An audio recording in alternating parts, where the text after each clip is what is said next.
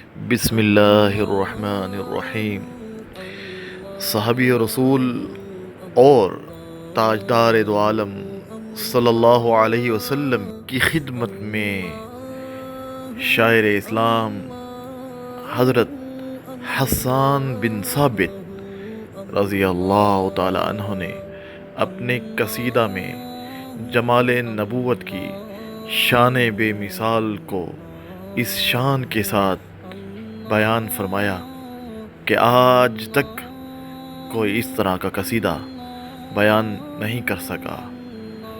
حضور نبی کریم صلی اللہ علیہ وسلم کی خدمت اقدس میں پیش ہو کر حضرت حسان بن ثابت نے یہ قصیدہ بیان فرمایا۔ وَأَحْسَنَ مِنْكَ لَمْ تَرَ قَطُّ عَيْنِي وَأَجْمَلَ مِنْكَ لَمْ تَلِدِ النِّسَاء۔ یا رسول اللہ، آپ سے زیادہ حسن و جمال والا میری آنکھ نے کبھی کسی کو دیکھا ہی نہیں، اور آپ سے زیادہ کمال والا کبھی کسی عورت نے جنا ہی نہیں۔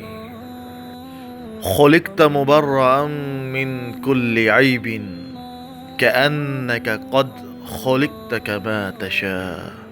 یا رسول اللہ، آپ ہر عیب و نقصان سے پاک پیدا کیے گئے، گویا آپ ایسے ہی پیدا کیے گئے جیسے حسین و جمیل پیدا ہونا چاہتے تھے۔